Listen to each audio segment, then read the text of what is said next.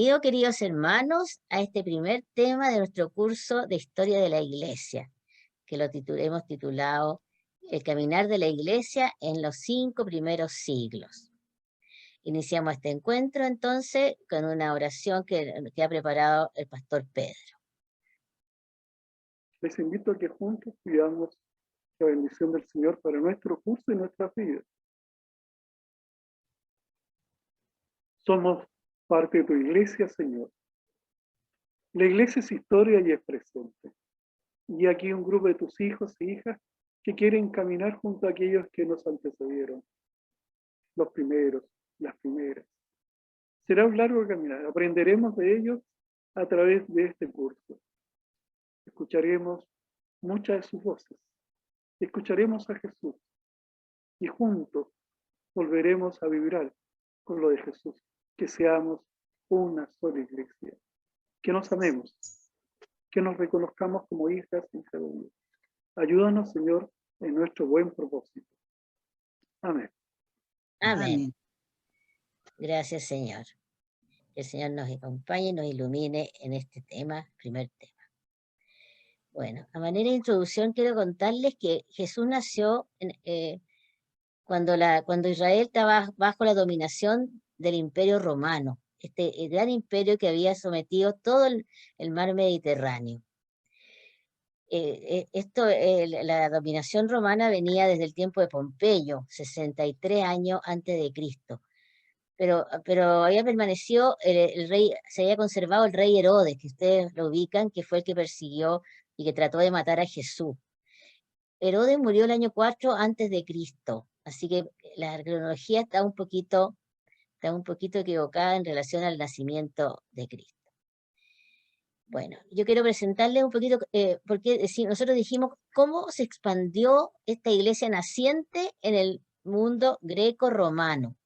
Quiero explicarle un poquito a qué llamamos mundo greco-romano. Para eso hemos preparado un PowerPoint que nos explica ese tema.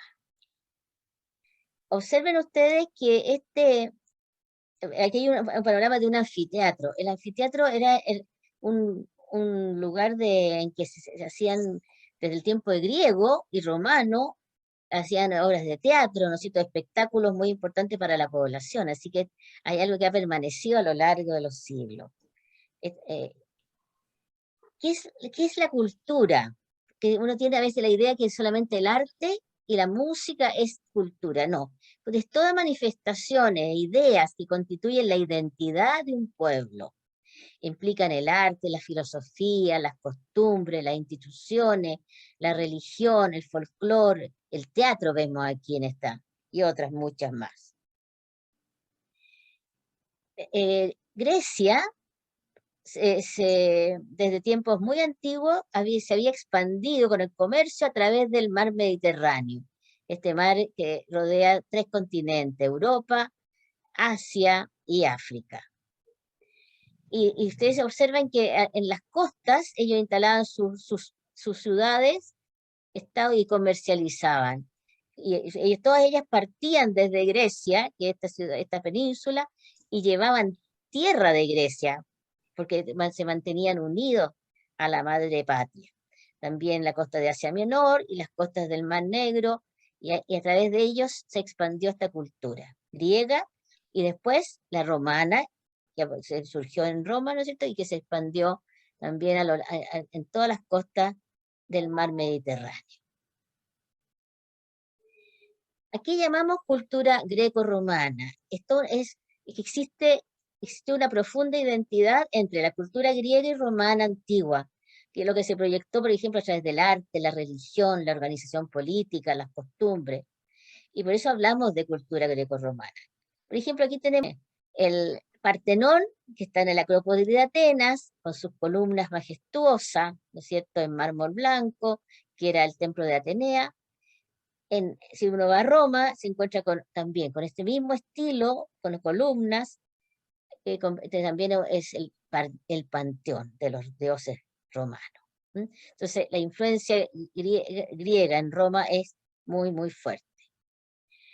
Las ciudades, pues, el diseño de las ciudades griega y romana era semejante. Siempre había un centro cívico, religioso y cultural en que se encontraban todos los lugares de la plaza, lo que era el ágora, los templos, este es la Acrópolis de Atenas, el Partenón, después está las Cariátides, ¿no es cierto? El Erección y los anfiteatros que veíamos al inicio, el de Dionisio y el Odeón. Entonces, aquí se reunía la población de la gente libre, porque había muchos esclavos. Y la mayoría de las ciudades tenían este centro cívico en las polis griegas. En las instituciones políticas, Roma fue a visitar a Atenas, más o menos el siglo V antes de Cristo, a observar el funcionamiento de sus instituciones. Luego le dieron, por supuesto, una identidad propia, pero hay una influencia muy grande. El foro romano, donde se hacían todas las reuniones de los romanos, era así como se ve en esta fotografía, y hoy día cuando uno va a Roma están las ruinas, porque con todas las guerras que han transcurrido es difícil mantener y restaurar. Los arqueólogos no les gusta haga algo nuevo sobre algo que es muy antiguo. Los dioses, la religión era politeísta, había una influencia muy fuerte, eran los mismos dioses, los griegos que los romanos, con otros nombres. El dios Zeus, que era el padre de los dioses, casado con la diosa Hera, en Roma se llamaba Júpiter y Juno. Y así estaban en Apolo, estaba Afrodita y todos los dioses, y allá tenían otros nombres. Y ellos eran inmortales, pero no eternos. Protegían la ciencia, las artes. El dios Marte era protector de la guerra. Y cuando uno escucha las películas de Roma antigua, se juraba por Marte, juraba por Júpiter, ¿no es cierto? Pero ya en el siglo I la filosofía había llegado, por lo menos en Grecia, a un monoteísmo. Es imposible, lo probó Sócrates en un diálogo de Platón, que haya muchos dioses, porque el Dios tiene que ser perfecto, eterno y todopoderoso. También la escultura griega es maravillosa, porque ellos representaban los dioses o los grandes personajes de su historia. Aquí tenemos la diosa Atenea, porque las esculturas de la Partenón eran pintadas, eran, sí, de colores. Y este es Pericles, el gran estratega del siglo IV, desde el siglo entre el cuarto y quinto. Y en Roma también, la escultura también, por supuesto había esculturas de los dioses, pero también de los emperadores, a quienes divinizaron. Había que rendir culto al emperador a partir del emperador Augusto, siglo I. Algo que identifica a estos dos pueblos, a pesar de que había tantas cosas similares, pero había algo que los diferenciaba. Los griegos eran los buscadores de la verdad, de la belleza, de la bondad, de la armonía, de los grandes valores. Y en eso Sócrates fue el gran maestro, el maestro de Platón. Él no escribió, pero sus discípulos sí. Y si alguna tienen tiempo, lean algunos de los diálogos de Platón, cómo él prueba la existencia de la inmortalidad de Dios, de un solo Dios, y también de la inmortalidad del alma. Y los romanos eran personas mucho más prácticas, eran amantes de la ley y del derecho. Ellos anotaban todo, todos los juicios están en las actas, se conservan hasta el día de hoy. Y nosotros podemos leer el acta de las mártires, por ejemplo, cuando se condenaba a muerte a un mártir, tenemos las actas de cómo fue el interrogatorio y todo. Dentro de los grandes próceres tenemos a Cicerón, que era un gran político y un gran orador, y un gran personaje muy honesto.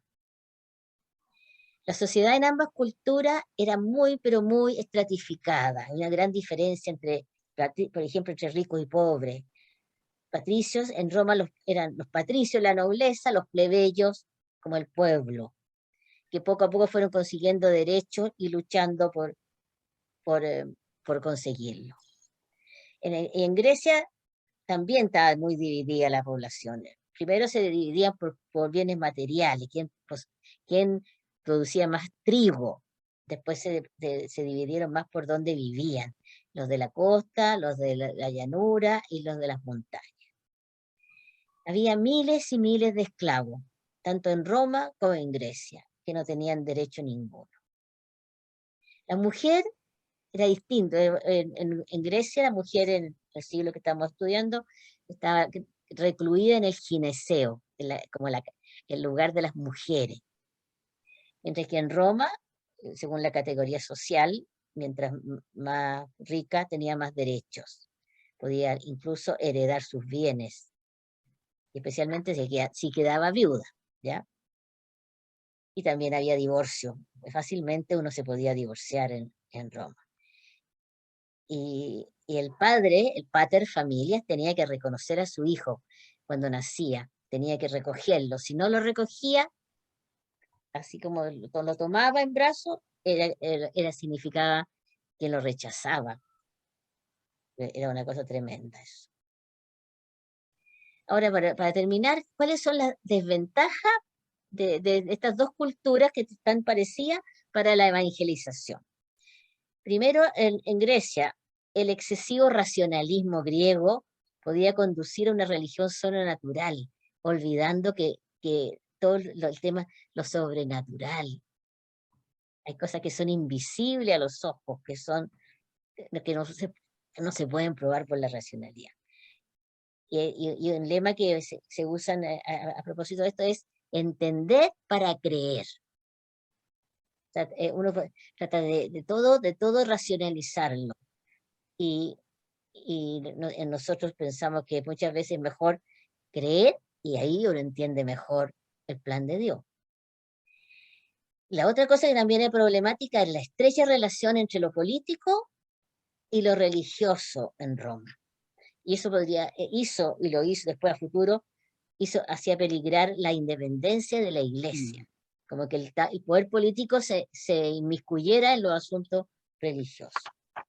Y también la divinización del emperador, porque una de las pruebas que se hacía a un cristiano era si rendía culto al emperador, le ofrecía incienso, y si no lo hacía, se le reconocía que era cristiano y marchaba al circo o era a la fiera, que ahí vienen todos los mártires. ¿Y qué ventaja tenía esta cultura greco-romana? Hay muchísimas, ¿ah? Por ejemplo, el idioma griego y latín lo hablaban en todo el imperio, entonces si sabía uno de esos idiomas se podía evangelizar y recorrer el imperio. Después estaban las rutas, las calzadas romanas, que eran maravillosas, que partían desde Roma hacia todos los rincones del imperio, y todos tenían un nombre, que sea la vía Flaminia, ¿no es cierto?, la vía Salaria, la vía Apia, y todas estas estaban empedradas, y los carros romanos recorrían todo este territorio. Bueno, había más ventaja de la organización, la división de las provincias, toda esa búsqueda de la verdad, también que las iglesias eran nacionalistas. Por ejemplo, si yo era extranjero en Roma, no podía ir a ninguna iglesia. Si yo era extranjera en Grecia, en Atenas, no podía tampoco acercarme a los templos, que tampoco eran templos donde uno podía sentarse adentro ni orar, sino que era como exterior. Entonces, había ventaja en esta cultura que favoreció la evangelización. Así que eso, no sé si a propósito de esto, ¿alguien le gustaría preguntar algo? ¿Se entiende entonces que esta cultura tenía lados positivos y lados negativos para la evangelización, para la propagación de la fe cristiana? ¿Se entiende? Sí, de todas maneras. Ya. Bueno, ahora queremos presentarle cómo era la cultura judía en el mismo tiempo en que aparece, en este mismo tiempo en que Cristo aparece. Entonces lo dejo para que nos explique cómo era la cultura judía en el siglo I. Vamos a decir algo que tal vez sorprenda a alguien. La cultura judía no estaba únicamente asentada en Israel, en la Palestina. La cultura judía también se había expandido. Recordemos lo que ya habíamos visto, ese mar, ¿verdad? El mar Mediterráneo, que era el lugar de desplazamiento, ¿no? de enormes masas que iban de un lado para otro, precisamente, y todo aquello se dirigía hacia Roma. Por lo tanto, tenemos presencia judía en Roma. Tenemos en Alejandría, que es la parte norte de África, ¿verdad? Hay también presencia en la región que sería como de Babilonia, Irak, Irán. Por allá se encuentran vestigios también. Es decir, la cultura judía está expandida en lo que es el imperio greco-romano. Romano en esa época, precisamente. Pero no es una cultura unificada. Hay distintas expresiones y tienen que ver con el locus, en el lugar donde ellos se están desarrollando. Si son los judíos, ¿verdad? De Jerusalén será más ortodoxo porque tienen el templo. Pero si están en otros lugares no hay templo, pero sí hay sinagogas. Esas son vestigios de sinagogas. Se calcula que quedan todavía alrededor de un número considerable de lugares donde hubo sinagogas. La primera que se tiene registro es una sinagoga en Alejandría, que es en la segunda mitad del siglo III a.C. Son antiguos, son antiguos. ¿Qué era la sinagoga? La sinagoga era un espacio físico, ¿ya? Que se remonta, según algunos, podría ser del siglo V antes de Cristo, cuando están todavía en Babilonia, en esos sectores, en donde ellos quieren recordar, quieren saber quiénes son y se van nucleando. Y esos lugares entonces que fueron de oración eran también lugares de discusión y eran para tratar diversos temas entre ellos. Esa práctica de encuentro permanente se hacía en la sinagoga, que significa los que se congregan, los que se juntan, los que están juntitos, ¿no? Lo que es también nuestras propias comunidades. Y en esas, ¿verdad? Hubo un elemento que para nosotros es sorprendente. ¿Por qué razón vamos a hacer mención de esto? En la medida que las comunidades en aquella sinagoga iban perdiendo una relación fluida con su comunidad de origen, iban perdiendo también el uso de su idioma. Ya había pasado esto. Entonces, pero ellos tienen una necesidad espiritual. ¿Y cuál es? Que la palabra de Dios sea comprendida por las nuevas generaciones que viven en la diáspora. Y osadamente, digo yo, osadamente, una genialidad traduce, la primera traducción de la Biblia, en lo que sería el Antiguo Testamento, le realizan allá en Alejandría, un importante puerto, ¿verdad? Cuna de la civilización del norte, ¿verdad? Con una biblioteca pero fantástica a la época, ¿no? Y otros elementos más que la destacaban entre las muchas ciudades de la época. Bueno, aquí dice la tradición que se juntaron 70 varones, o 72, y después de un tiempo logran traducir los textos sagrados al idioma griego. Y tuvo mucha difusión, se reprodujeron. Recordemos que aquellos años no había la imprenta, ni los medios modernos de ahora, ¿no? Nada de eso. Entonces, pero sí existían los copistas. Y ellos, ¿verdad?, reprodujeron este texto y varias de las comunidades de la diáspora tenían su propia Biblia. Y era leída, estimada y querida. Esa fue, ¿verdad?, tan importante fue que la recibieron también los primeros cristianos. Claro. Los primeros cristianos tuvieron los textos que era común alrededor del templo, pero también recibieron esta otra, la Septuaginta. Una maravillosa historia que tiene inclusive influencias sobre el calendario litúrgico, sobre el canon de la Biblia, ¿ah? Sobre la evangelización de los primeros cristianos. Un detalle cortito, no quiero profundizar más en esto, pero fíjense que cuando aparecía la palabra Yahvé, los judíos piadosos no decían Yahvé, ¿eh? Porque Dios se hacía presente en su teología, en su piedad. Al ser nombrado, Dios se hacía presente. Por eso no hay que tomar el nombre de Dios en vano. ¿Sí? Entonces, ellos, dentro de esa prioridad, tradujeron ese nombre y pusieron Kyrie, Curios, Señor. Y los cristianos, ¿verdad?, se apropiaron de aquel texto sagrado, que era considerado ya sagrado por muchas comunidades, y dijeron que con ese título se estaba reconociendo al Cristo, como el Mesías, como el Señor, como el Kyrio, Curio. Fue muy estimada en un primer momento por los cristianos, particularmente por aquellos que estaban en la diáspora. Hasta allá llegaron también los primeros cristianos. Y cristianas también. Aquí por título tenemos Israel en tiempo de Jesús. La Palestina. Fijémonos entonces que hay varias regiones. Por eso podemos decir que las comunidades que estaban más cerca del templo eran más ortodoxas, no menos piadosas. Los que estaban lejos del templo de Jerusalén también tenían la piedad y la vivían según sus costumbres, según su cultura. Recordemos lo que nos decía la hermana María Isabel. Pero había cosas que le unían precisamente. ¿Y cuál era? El texto sagrado, la Torá, y los otros textos que se habían ido agregando. Pero también les unía el templo en cuanto a que todos tenían que llegar alguna vez. Los que estaban cerquita tenían que ir una vez al año. Y los que estaban un poquito más lejos, según sus posibilidades también, oían. Y se les decía que a lo menos una vez en la vida, los que estaban más lejos deberían de ir.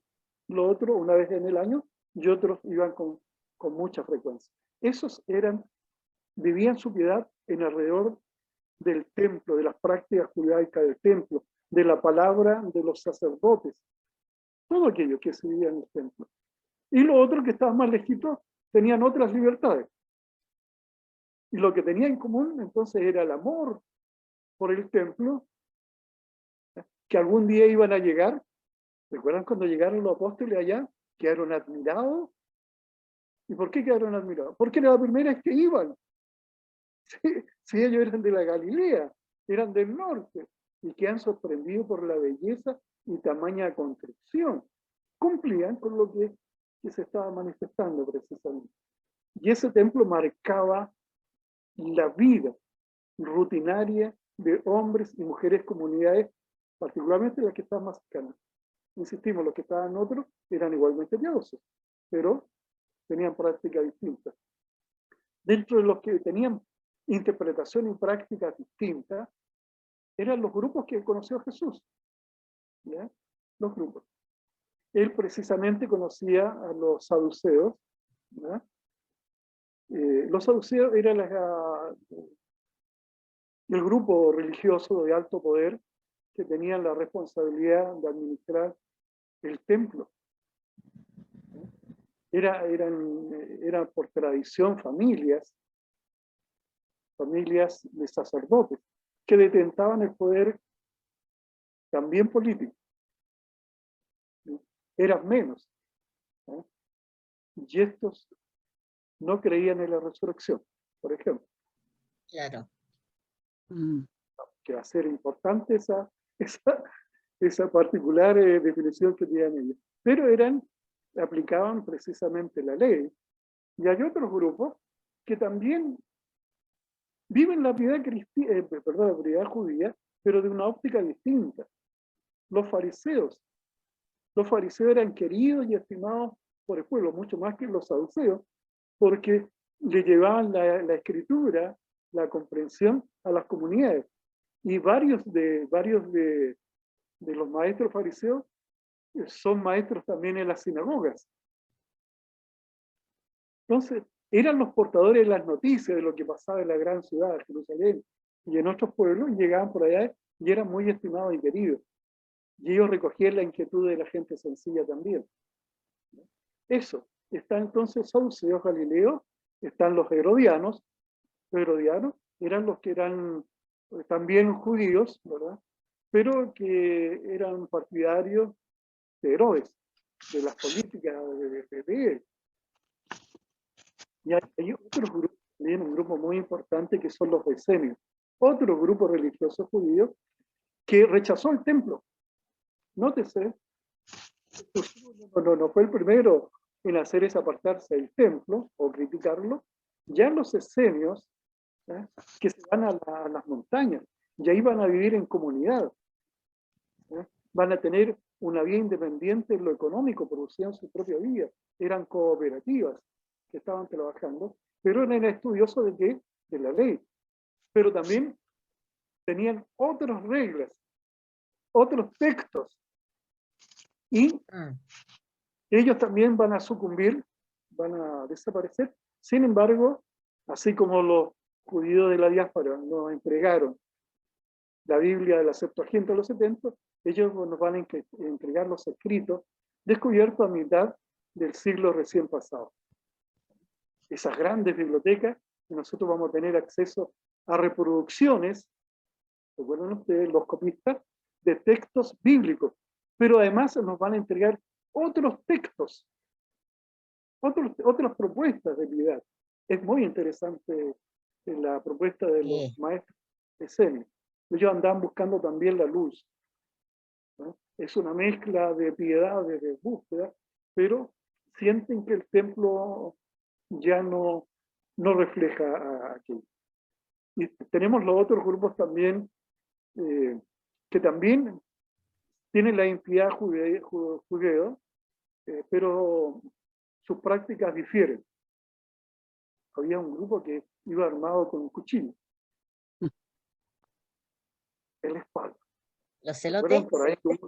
Por ahí hubo un individuo que le cortó la oreja a uno cuando van a arrestar a Jesús.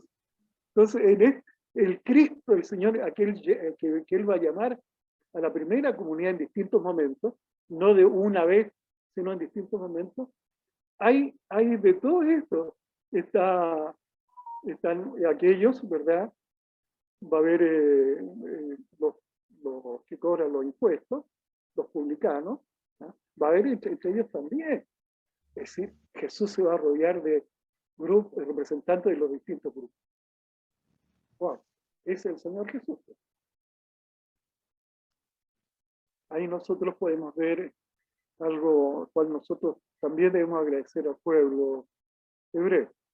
El calendario hebreo, el calendario de las fiestas, ¿no? Aquel calendario tiene mucho vínculo con la tierra, con la producción de la tierra, las rogativas que se hacen, las entregas de las primicias. Hay fiestas para todo aquí. Y todo eso estaba vinculado al templo, al cual había que entregar precisamente las primicias. Se regulaba la vida también de la recuperación de los primogénitos. Recuerden ustedes que cuando Jesús nace, su madre, la Virgen María, debe entregar 2 palomitos o 2 palominos, que fue la ofrenda de los pobres, precisamente, para rescatar. Y así entonces las prácticas religiosas, culturales, cultuales, festivas, están en relación a este calendario que ustedes están apreciando. Cosa que todavía nosotros heredamos. Por ejemplo, la Pascua. Nosotros reinterpretamos, resignificamos la Pascua a través de la entrega de Jesús en la cruz. Pero la Pascua, Él es el Cordero, ¿no? Entonces, somos guiados por ese calendario de las distintas fiestas que hay: fiesta de la cosecha, fiesta de la vendimia, en fin, una fiesta donde se lanzaban aguas también, era la más popular de todas, ¿no? Pero ahí aquellas fiestas. Y hay otro momento que es importante de ese calendario, que es la gran fiesta de Pentecostés. Es clave para nosotros los cristianos. Siendo una festividad judaica, los cristianos vamos a reinterpretar aquellos, ¿verdad?, como la efusión del Espíritu Santo, como dicen algunos hermanos y hermanas, que es la gran fiesta de Pentecostés. Por ahí dicen que es el inicio de la iglesia. Dicen, porque hay otras propuestas que también vamos a ver de aquí a poco. Entonces, estábamos hablando recién de cómo se vivía la religiosidad. Entonces, en esta no es una parábola, no es un cuento de Jesús. Jesús es testigo de eso y se plasma precisamente el encuentro de dos piedades, de dos hombres religiosos que viven su piedad en el templo. ¿Cierto? El publicano era considerado muy pecador porque en sus manos pasaban las monedas de distintos países, cobraba, a veces eran injustos en sus cobros. Saqueo era uno de aquellos precisamente, ¿no? Y no eran muy estimados. Entonces se tenían que querer ellos también. Entonces aparece que este hombre va y presenta su currículum vitae al otro y dice, yo doy ofrenda de esto, de lo otro, de esto otro. Y a medida que va haciendo eso, su pecho se hincha de orgullo. Ahí está el que ha cumplido, ¿no? Publicano pecador, pero cumple y va a entregar aquello que él tiene para la iglesia. Y entonces el otro, ¿cierto? El otro es el hombre humilde, el hombre humilde, el hombre que no levanta la vista y declara que soy pecador. Soy pecador. Estas historias están ahí, están tan fuerte presentadas, que son historias que todavía nosotros no vivimos en nuestros templos. Lo digo por experiencia personal de personas que entregan mucho, pero quieren ser reconocidos también. Eso. Bueno, un millón de gracias, pastor. Muy súper interesante. No sé si hay alguien que quiere preguntar algo. Habría mucho que preguntar, yo creo, pero bueno, el tiempo no es escaso, pero lo pueden mandar a preguntar en el correo. Una es la iglesia @gmail.com. Entramos a la segunda parte de nuestro tema, que es los inicios de la iglesia de Cristo, ¿ya? Y que queríamos iniciarlo pensando en cómo Jesús eligió a sus apóstoles. ¿Por qué eligió 12? ¿Y cómo lo eligió? No sé, pastor, ¿nos podría contar así? ¿Cómo no? Ahí ya tenemos una reminiscencia del Antiguo Testamento, de las 12 tribus, ¿no? Y todo aquello. Por lo tanto, en la práctica de Jesús, los que tienen ojos para ver van a apreciar precisamente que es una puesta en escena a través, ¿verdad?, de estas decisiones de Jesús. Y va a llamar a distintas personas en distintos momentos. Algunos serán discípulos de Juan, ¿ya? Los primeros en ser convocados precisamente. Pero además que él va desarrollando su ministerio público, ¿ya?, así llamado, se van agregando otros individuos. Ahí está, por ejemplo, Pedro, pescador, ¿no?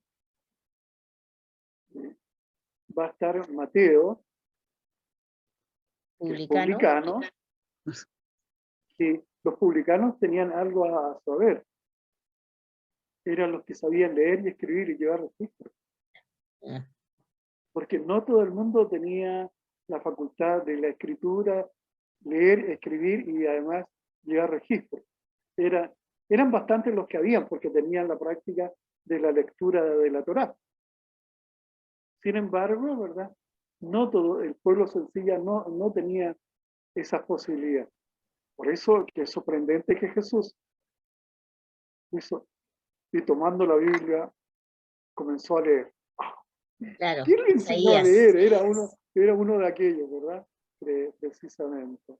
Entonces, este peregrino va a ir anunciando el advenimiento del reino de Dios que está aconteciendo. ¿Y cómo? Dice, claro, llegan las preguntas. ¿Cómo podemos saber si eres tú? Bueno, y le dice, vean, eran los discípulos de Juan Bautista que estaba preso, ¿verdad?, en la cárcel, y díganle, los enfermos son sanados, Los ciegos se ven. les anuncia el evangelio a los pobres, los muertos resucitan. Las señales, precisamente, ¿no? O sea, en ese recorrido que va haciendo se va acercando gente que quiere permanecer con él. Ya eso influye. Y esa primera comunidad se le ha llamado el colegio de los apóstoles, los 12 ¿Mm? apóstoles, que son muy importantes en el ejercicio misionero de la iglesia primitiva. Hubo otros que también son seguidores de Jesús, ¿no? Dicen por ahí, ¿verdad?, que hay varios que son como no públicos, pero sí se pueden ver. Cuando la preparación de la Pascua, dice, verán un hombre que lleva un cántaro de agua.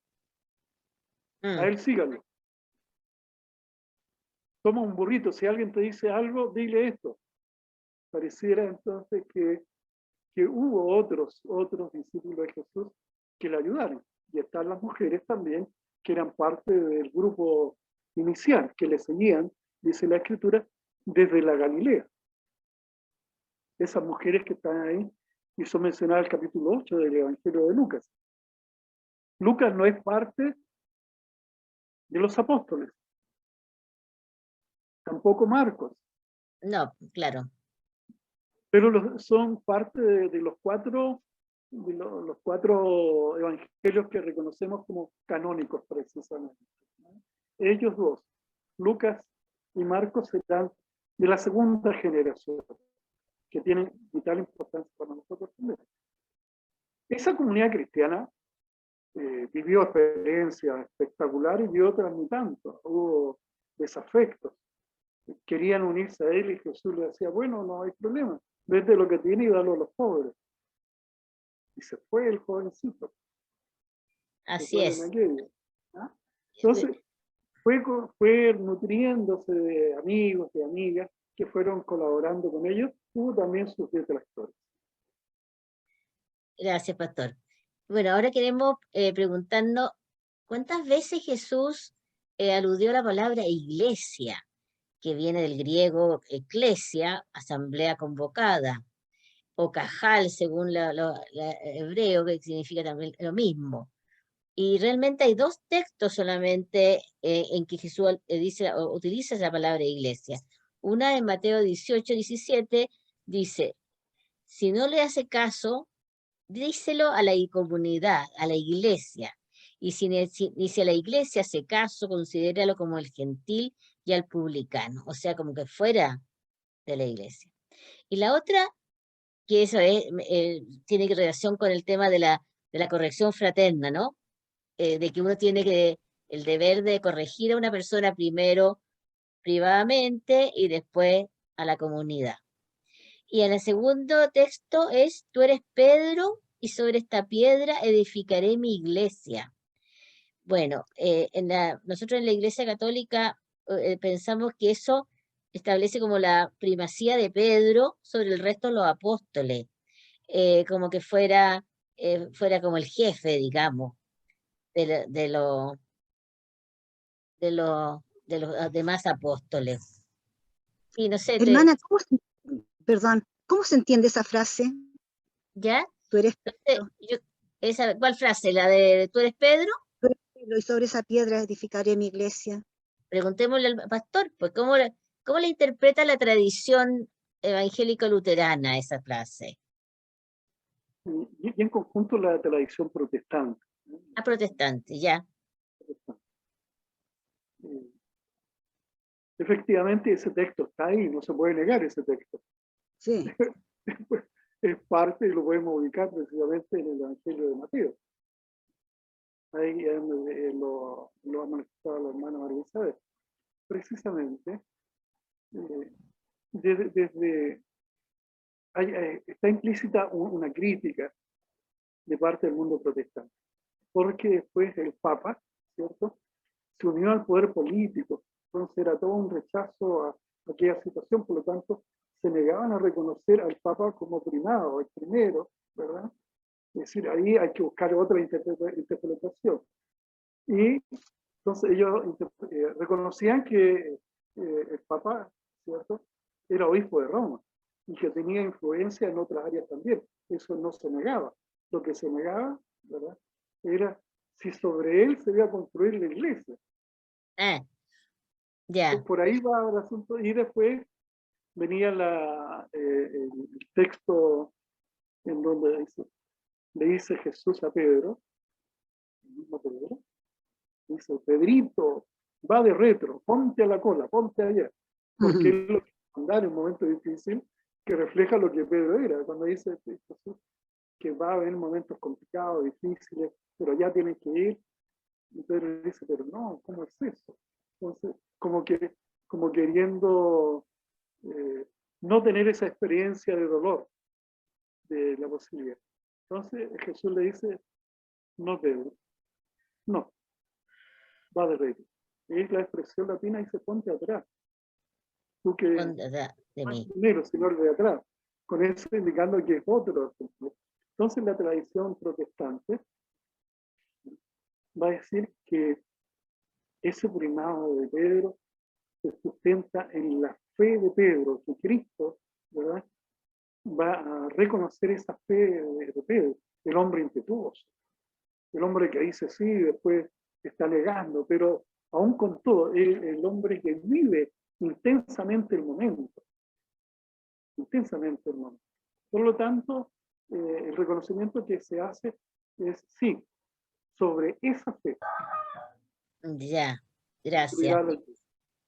Bueno, en la tradición católica romana se reconoce como el primado de Pedro y se apoya en los testimonios de algunos padres. Por ejemplo, San Ireneo iba a preguntarle a Roma, a preguntarle el tema cómo se celebraba la fiesta de Pascua. San León Magno, en el Concilio de Calcedonia, ha hablado, cuando mandó una carta al Concilio de Calcedonia, dice: ha hablado Pedro por boca de León. O sea, de ese tipo de testimonio, como que él tuviera un primado de, de jurisdicción, como que velara por el patrimonio de la fe, que como que Egipto le hubiera entregado ese patrimonio, y eso se acentuó a través de los siglos.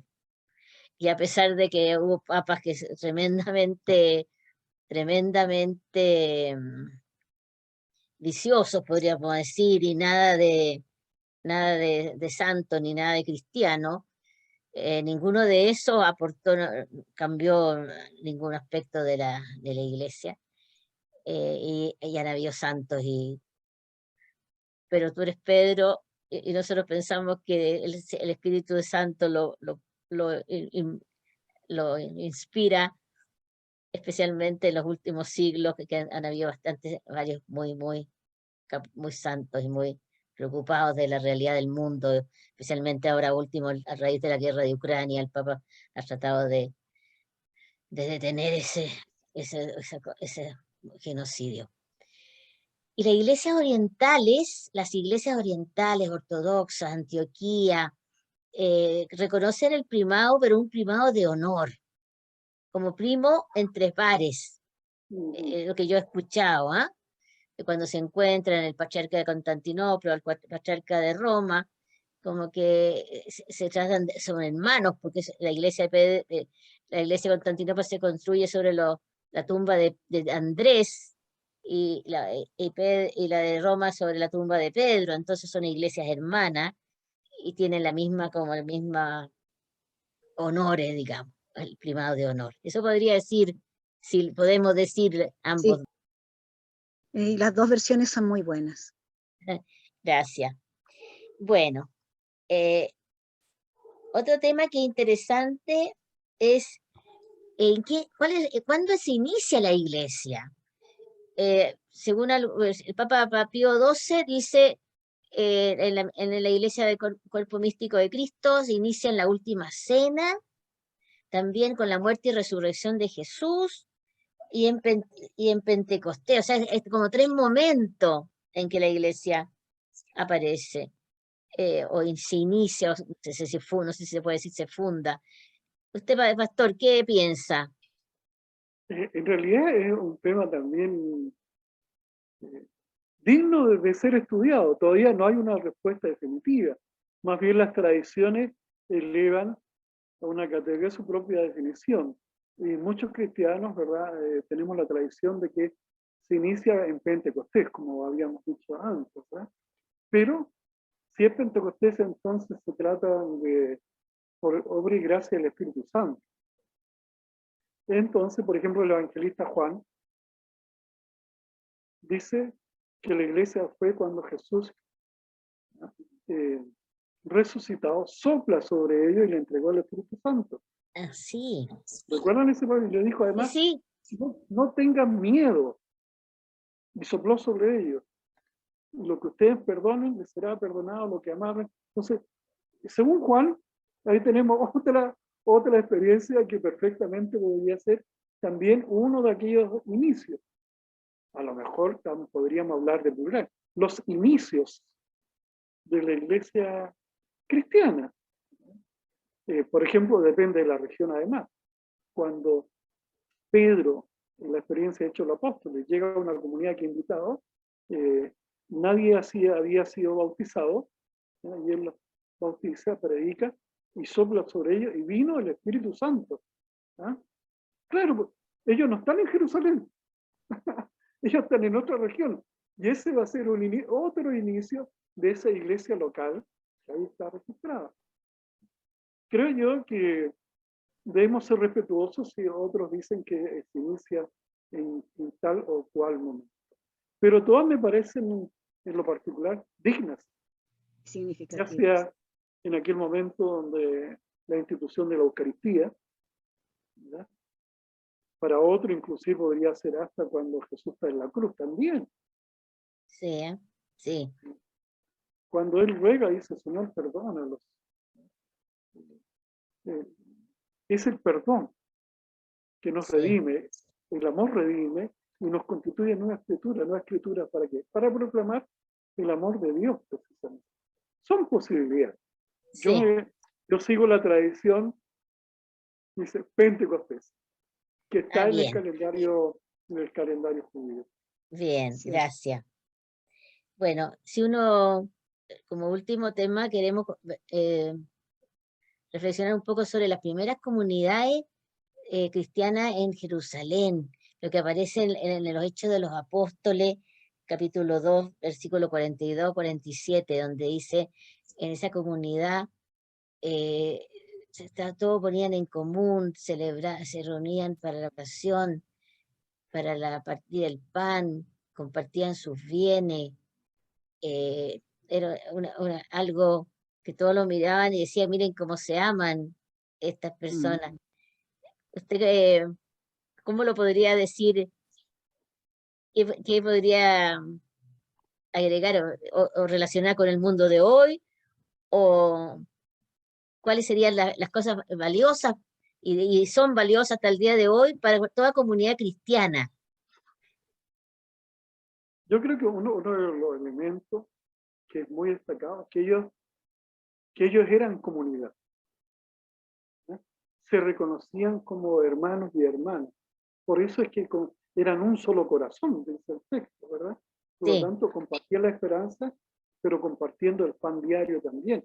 Y además de aquello, ese pan lo llevaban hacia los que tenían hambre, precisamente. Son una comunidad que hace el ejercicio de la solidaridad, la oración, convertida en pan para aquel que tiene hambre. Y creo que eso es un elemento que caracteriza a la iglesia. Hay otros grupos que van a hallar pan a los hambrientos, pero no lo hacen desde la fe, ni sentirse animado por el espíritu, sino por otros compromisos. Y también, bueno, depende de aquello. Pero creo que ese es el testimonio común. Sí, La oración, el testimonio común en el templo y en el partir el pan con los que tienen necesidad. Una comunidad, usted parece que lo había expresado en una de nuestras conversaciones, una comunidad orante. sí, orante y a la vez misionera, de anunciar esta maravilla de la resurrección de Cristo a todas las personas. O sea, es como tener un tesoro y compartirlo, con otras personas que todavía no han encontrado esa respuesta a todas las inquietudes que todo ser humano tiene respecto de la vida, de la muerte, ¿no? Y que una fe que nos ofrece la vida eterna. Bueno, estamos terminando este primer curso. No sé, Pastor, si te quisiera decir algo a manera de síntesis o destacar brevemente alguna de las ideas claves que hemos Yo creo que las comentado. iglesias tienen los desafíos propios de su época. Creo yo, por ejemplo, que Piedra Blanca, ¿cierto? Una comunidad. Ustedes son una comunidad orante, es parte de su carisma, ¿no? Sí, Hay que reconocerlo, ¿verdad? Aquello que le identifica, es una de las muchas cosas que a ustedes le identifica, ¿no? Una comunidad orante. Creo que, como se decía, oración y acción deben ir juntas. Si en alguna hacemos acción y dejamos lo otro, somos hacedores nada más, ¿verdad? Pero nos falta aquello que une ambas cosas y ser un solo corazón. Con otros y otras, reconocernos y orar juntos. Dar testimonio en el servicio y la diaconía, pero también, ¿verdad? A través de esto, hacer misión. El mundo lo necesita. así El mundo es. necesita una iglesia. Una iglesia. Es. Bueno, nos despedimos. No sé si don Vicente quiere decir algo. Algunas palabras.